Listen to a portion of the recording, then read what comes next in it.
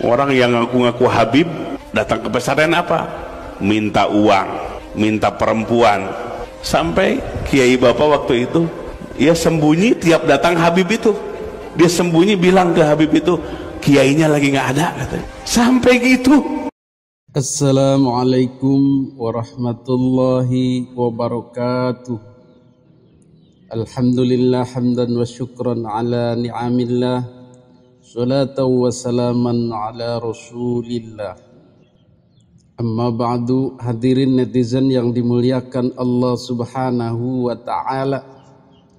Pada kesempatan kali ini kita akan berbicara tentang sebuah istilah yang sangat populer setelah Kiai Haji Imaduddin meluncurkan tesisnya. Istilah apa itu? Ndawir. Ini nggak tahu bahasa dari mana ini. Ndawir itu. Mungkin saja dari dawwaro yudawwiru. Tadwiron fawa mudawwirun. Wadhaka mudawwarun dawwir. Dawirnya ini mungkin amarnya itu. Apa artinya? Keliling, safari, berkunjung kemana-mana, muter terus. Itu artinya dawaro itu muter. Cari apa? Ya cari duit. Cari cuan. Bisa jadi dari situ. Atau dawaro yudawiru mudawarota. Bisa bahwa mudawirun, dawir. Bisa dawir, bisa dawir. Artinya sama, puputran. Mungkin dari situ. Makanya ini istilah Arab khusus untuk habaib ba'alwi. Tapi intinya sudah banyak korbannya. Pengakuan-pengakuan dari para kiai terutama. Dan orang-orang awam juga. Jadi dari kepala hingga buntut itu disasar oleh program Ndawir ini. Jadi bagaimana? Apakah Ndawir ini adalah fitnah, hoax, dibikin-bikin, direkayasa, dibuat ceritanya di medsos? No, ini kenyataan yang terjadi, fakta yang ada, yang berani dimunculkan ketika ada Kiai Haji Imaduddin Utsman Al-Bantani. Alhamdulillah. Jadi salah satu hikmahnya, salah satu manfaatnya, salah satu kunci terbukanya semua misteri ini adalah Kiai Haji Imaduddin Utsman Al-Bantani. Jadi dengan beraninya beliau membuka masalah nasab ini, membuka kelakuan para habaib ba'alwi ini, maka semuanya pun terbuka dan orang-orang pada berani bicara. Jadi hampir semua warga muslim Nusantara pernah didawiri. Jadi awalnya asal muasalnya itu main silaturahmi, muter-muter. Jadi Habib Ba'alwi yang sudah sekian lama berkuasa itu, kemudian mereka ternyata punya dalam tanda kutip program keliling. Baik itu berjamaah maupun pribadi-pribadi. Tujuannya apa? Meminta sokongan. Dalam bentuk apa? Kebanyakan dalam bentuk materi. Tetapi banyak juga bentuk imateri, dukungan politis, dukungan sosialisasi kemuliaan, sosialisasi cucu Nabi, sosialisasi keturunan Nabi, sosialisasi penghormatan kepada keluarga Nabi. Ya, kemudian dibungkus dalam pengajian, sholawatan, ramah tamah dan lain-lain. Tetapi untuk dawir ini yang pribadi-pribadi itu meminta uang. Kasarannya yang dilakukan oleh Habib-Habib ecek-ecek yang kurang bisa mengatur bahasa. Langsung minta duit, malak, minta duit atau barang. Kadang juga tidak mau tahu. Wong cucu Nabi, ya maksa dikit nggak apa-apa lah ya. Ada juga dawir jualan. Jualan apa saja? Entah itu minyak wangi, entah itu barang-barang, keris, entah itu benda-benda yang dia punya.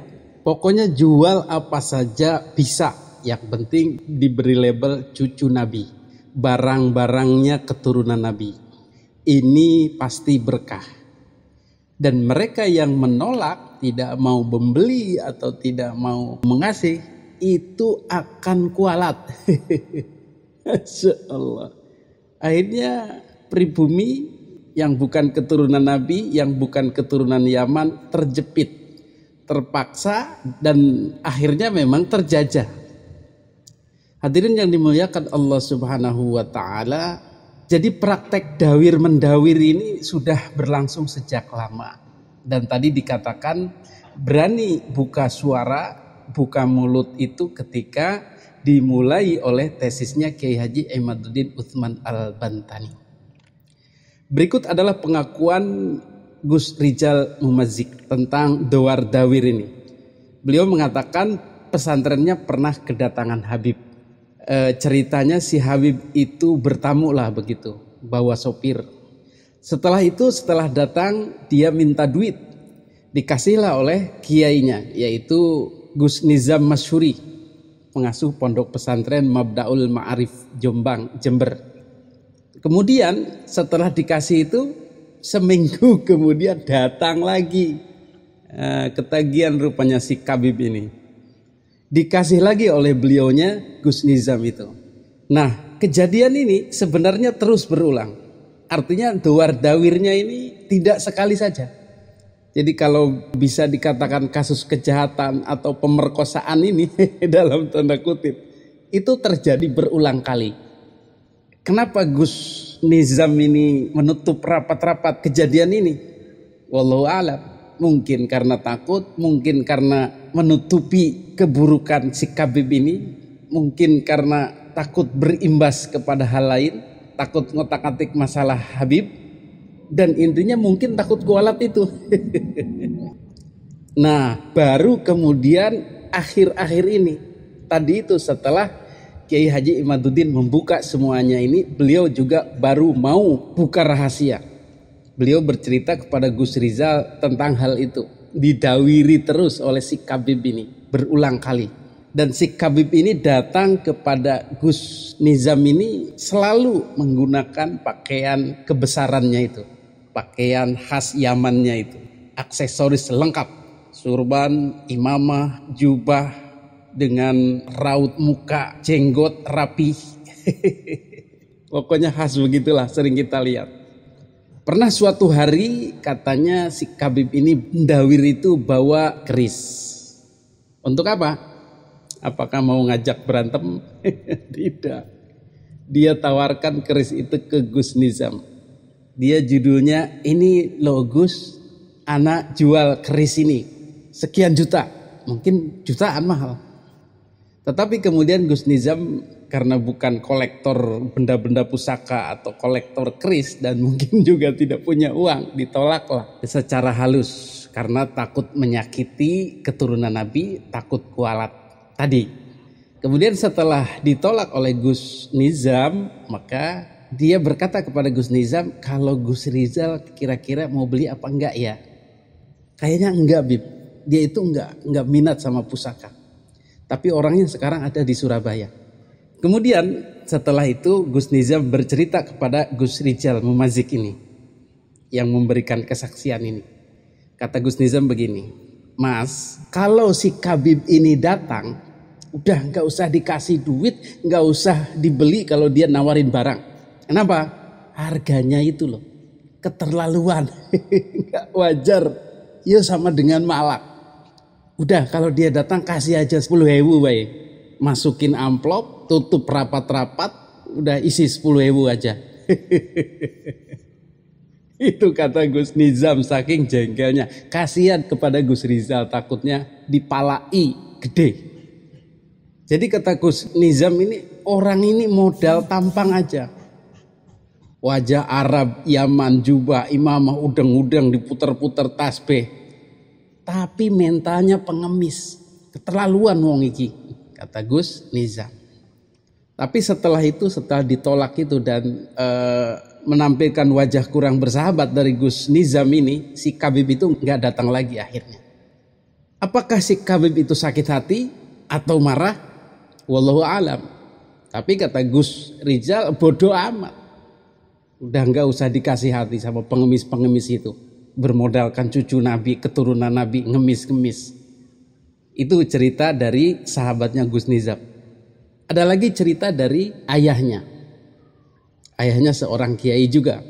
Jadi si Kabib ini dalam tanda kutip nodong kiai, malak lah begitu. Yang dawir itu. Apa yang dia minta? Dia minta 1 ekor sapi. 1 ekor sapi kan harganya sekitar 30 juta. Ukuran jumbo gede.